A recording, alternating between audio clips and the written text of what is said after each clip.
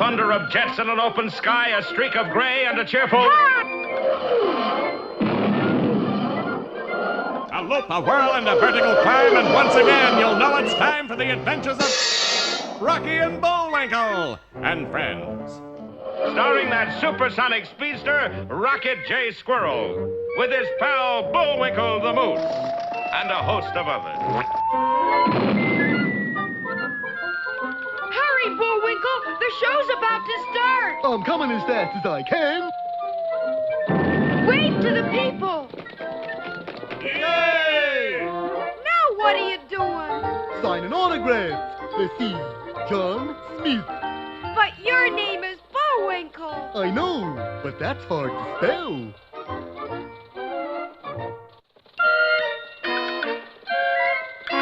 We're gonna have a lot of fun. Come on and join us. Sure, there's always room for one more.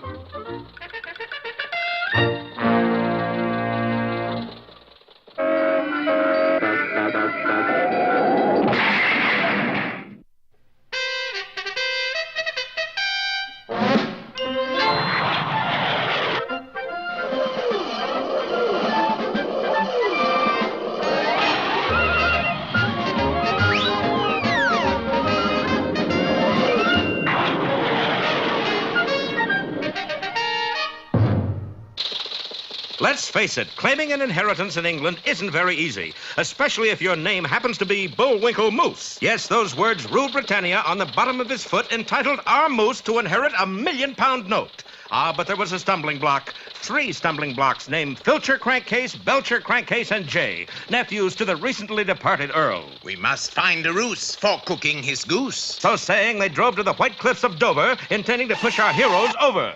What'd everybody do, get rhyming dictionaries for Christmas? Luckily, the cab was no pushover, and in the ensuing mix-up, it was the nephews who took the plunge, not Rocky and Bullwinkle.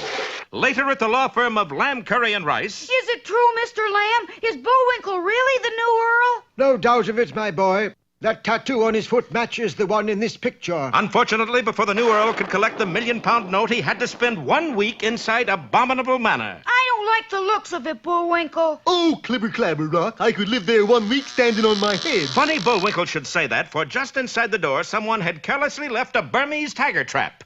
And when Bullwinkle stepped inside, he really put his foot in it.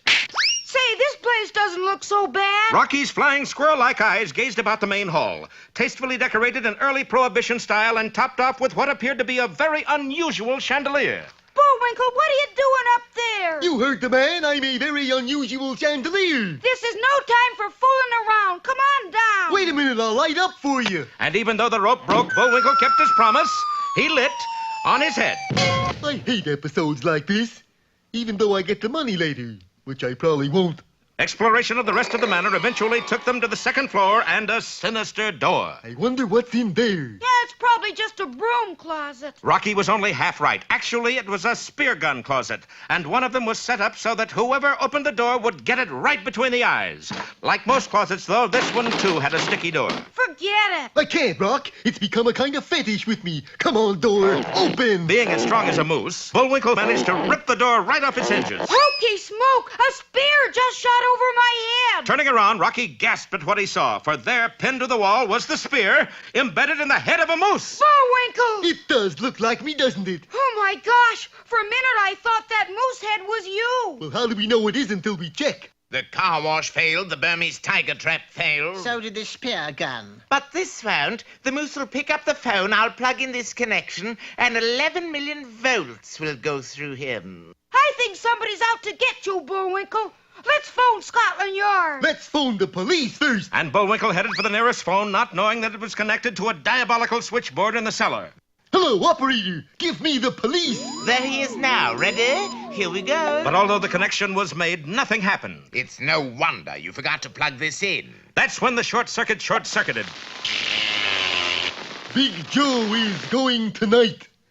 Operator, never mind the police. Let me speak to the governor. Would you mind getting off the phone, please? What are you going to do, Filcher? We're through playing around. The only way to get rid of the moose is to call in a professional. You mean? Yes, the exterminator. Well, it looks as though the situation is getting worse. Who or what is the exterminator? We'll find out next time in episode 120 or 123.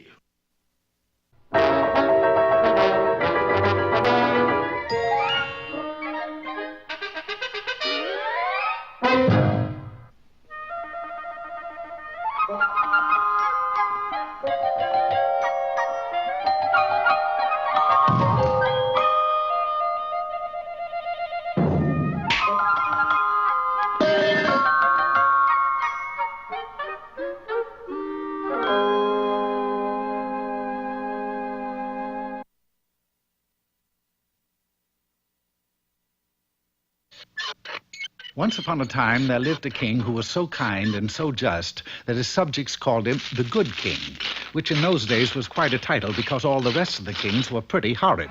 Unfortunately, the kind, good king had a very horrid son. A horrid, mean, odious, loathsome, repulsive... All right. You made your point. And obnoxious.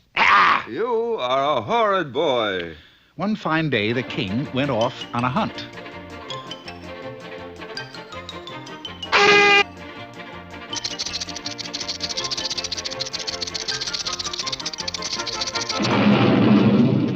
I was just testing you, good, kind king, to see if what I heard was true. I just couldn't believe there could be a king that good. So as you've probably guessed... I get 3 wishes. No, we've had to cut down a little. You know, what with the inflation and everything.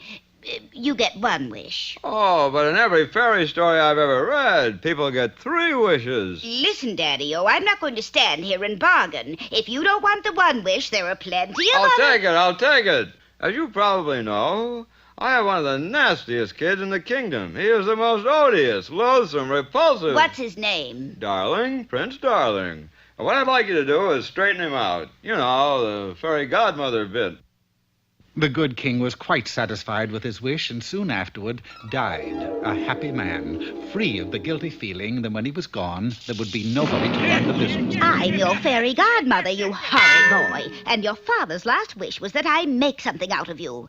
When you wear this ring, you'll know when you're bad, for you'll receive a prick on your finger. And my finger shall receive the same prick, for in that way, I shall know when you're bad.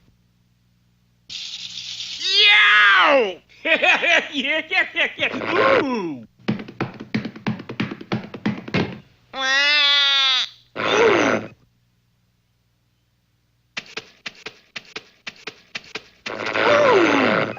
If you keep up your horridness, I'm going to have the sorest finger in the kingdom. Like I got the sorest finger in the kingdom. Don't like the ring idea, eh? Well, your father's last wish was that I make something out of you. That's something. Yeah, man, but what?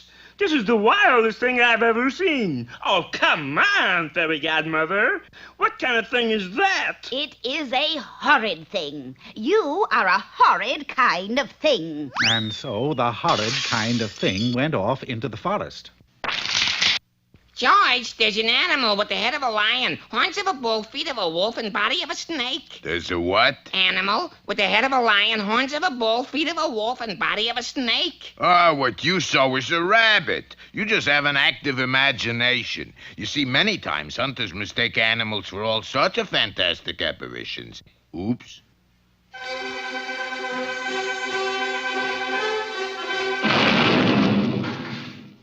Any luck? We caught a big rabbit, didn't we, George? Hey, this is the heaviest rabbit I ever carried. Langston, I got a confession to make. We ain't got no rabbit in that sack. Then what is it, George? Langston, what we got in that bag is a mean, odious, loathsome, repulsive, obnoxious, horrid kind of thing. If it ain't a rabbit, then what are we carrying it for, George? What we've got is the abominable snowman.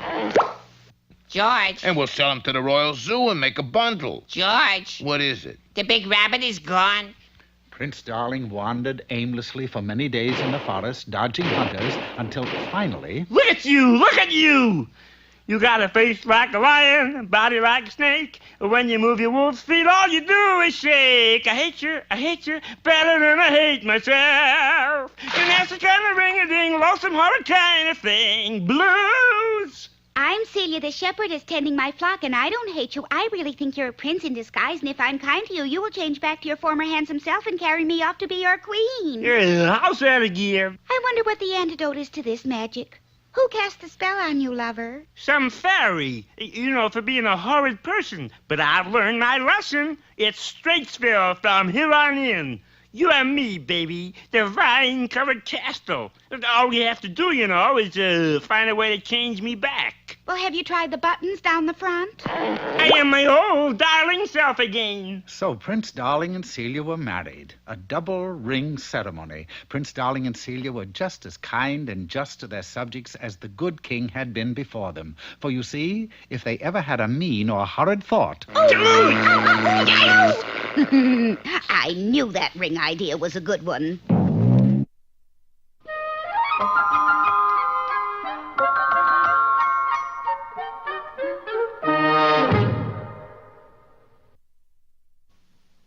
Look, Bullwinkle, a message in a bottle. Fan mail from some flounder? No, this is what I really call a message. And now, here's that man who can save you money in 1,000 ways, Mr. Know-It-All. Thank you, and hello, cheapskates everywhere. Today we take up the problem of buying a used car. The important thing is to buy only the used car you know is right for you. So naturally, the salesman must be honest. Hey, sport, got a little sweetheart here for you. Like him, for instance. You know an honest face like that couldn't steer you wrong. So, the first thing you do is kick the tire. That shows him you know what you're doing. You pay for all damages. Just sign contract. Well, I suppose it's the right thing to do. Hey, sport, that car you just bought is a dog. How about taking this little beauty out for a spin? Fine, but I'd like to take it to a mechanic for a complete checkup. Mechanic is next door. Oh, good. This way you can never get stuck. Say, mechanic, will you check this car over to see if it's a sound buy? Car is in perfect order. Just sign online here. Here? Look, sport, no motor. You need this little baby here. Hop in and take for spin. Well, only for a... Yes, officer, car is stolen. But we will not prosecute if Moose pays only $4,300 for little gem. Do I sign here? Yes, but better first practice on these. I thought you said buy only the car you want. Now you own 31 cars. I do? What you do now? What else? Look like a little old lady from Pasadena.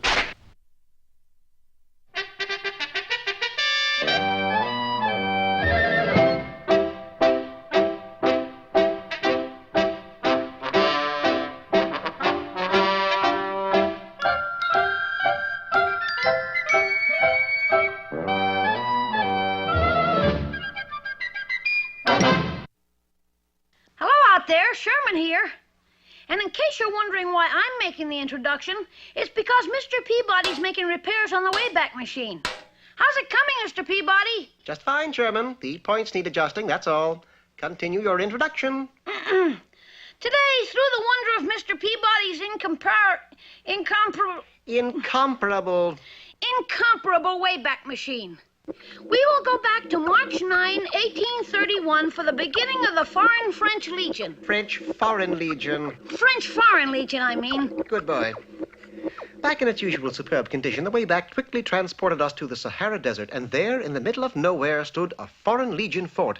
Surrounding it were 20,000 hostile Arabs. It is written that I, Sheikh Abdul Fanuq, will lead you into battle against the hated foreign dogs. We shall drive them from the Sahara after we eat dinner. Oh, my gosh, Mr. Peabody, they're going to attack the fort. We hurried through the front gate, anxious to spread the alarm, and the first one we ran into was a sergeant. Quickly, little boy, hand me those horseshoes. Sherman obeyed, and the sergeant departed with an armful. I bet they're getting horses ready so they can attack. Nothing could have been farther from the truth.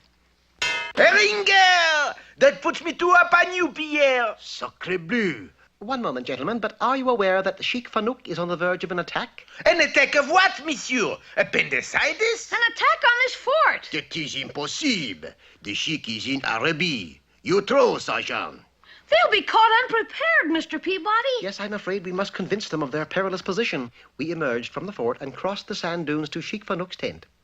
Sheikh, my name is Peabody. What can I do for you, Effendi? Well, I thought you'd like to know that the last tour of the fort is starting right now. Tour of the fort? Yes, we conduct a guided tour during which we reveal many interesting sidelights about the construction and so forth. What, you take me for a fool? The tour is free. That's different. Being a dog of my word, I did escort him on a guided tour, and we ended it by watching the sergeant and Pierre play horseshoes. Bonjour, Chic. I thought you were out of town. Sergeant, Pierre, I was hoping the Sheik's presence here would convince you a battle will soon take place. Oh, it does, monsieur, it does. You play horseshoes, Sheik? Who doesn't? Amazing as it sounds, the Sheik joined the two legionnaires in a match. They still won't believe us, Mr. Peabody. The contest ended in a tie, and the Sheik and his men prepared to withdraw from the fort. I will come back after dinner and we shall continue. Come, men, back to the tents. Maybe we're wrong, Mr. Peabody.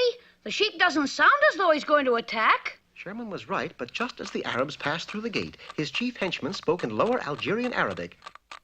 Boop, didum, dadum, wadum, shoo. Aha! I wasted no time in relaying the message to the sergeant. You heard him say what, monsieur? The Arabs have planted a time bomb in this fort, and they're going to blow you up. That's silly.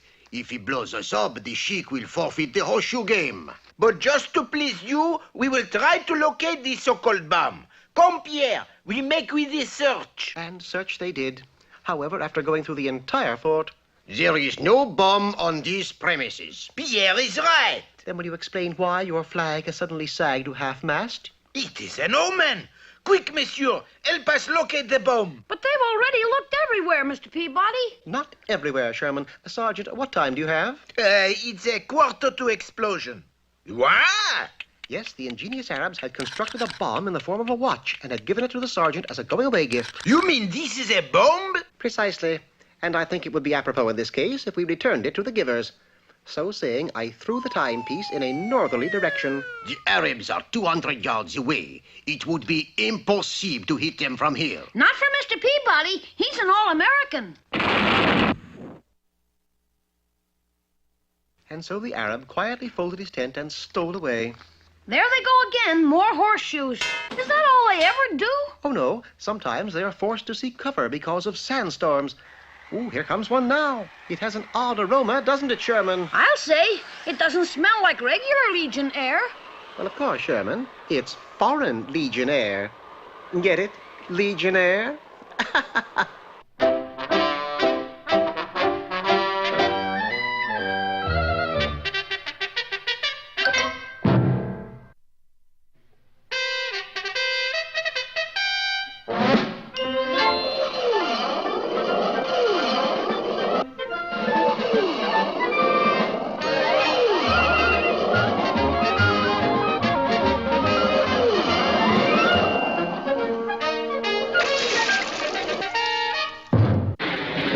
There'll always be an England, but there may not always be a Bullwinkle. For in our last installment, he faced the bleak prospect of having to spend 1 week inside Abominable Manor before he could collect his inheritance. Yes, and in case you don't know, I am the new Earl of Crankcase. And Bullwinkle's going to inherit £1 million note. £1 million?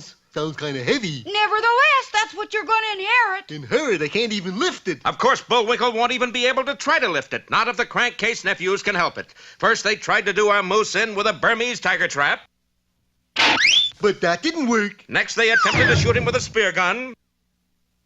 That didn't work either. And finally, they sent 11 million volts of electricity through the phone on which he was conversing.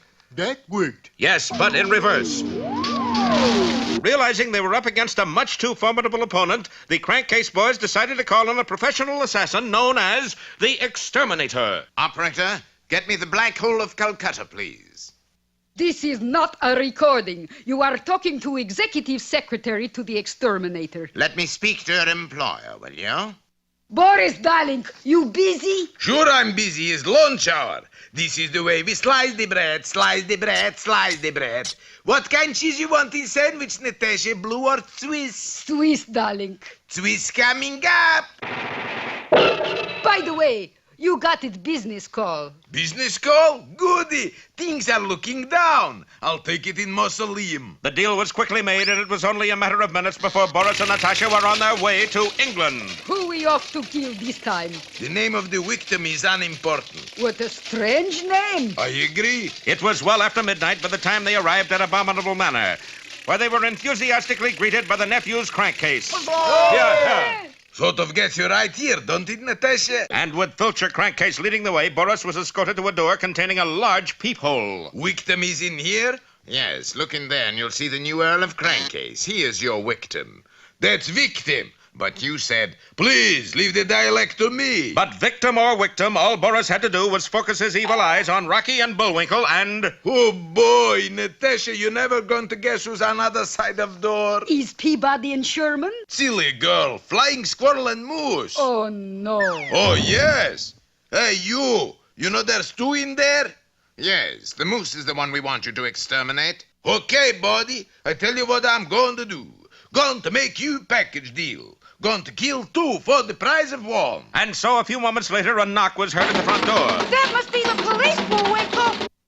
Hey, are you the police? Right there, Governor. I'm a Bobby. Who's she? She's a Billy. Golly, officers, I'm sure glad you're here. I fear for Bullwinkle's life. Come on, I got to put you under police protection. So saying, Boris escorted our unsuspecting heroes into a nearby closet. How come we have to stay in here? It's only safe place in house. But so you don't get lonesome, here is a radio for you to play. Hey, that's mighty thoughty. However, that was no ordinary radio, for instead of tubes, it contained sticks of TNT. Yes, and soon as it warms up, boom! No more Rocky and his friends. Will Boris have a show of his own next week? We'll find out in Explosive Situation or Don't Make It Worse, It's Bad Enough.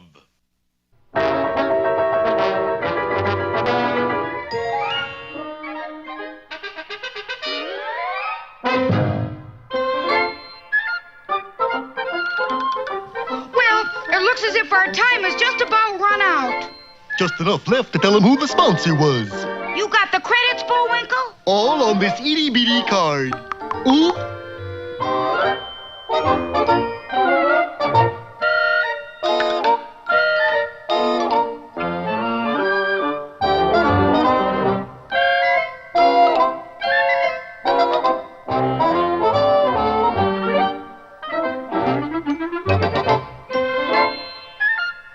We're late again, Bullwinkle. Right. Bye now. See you next time.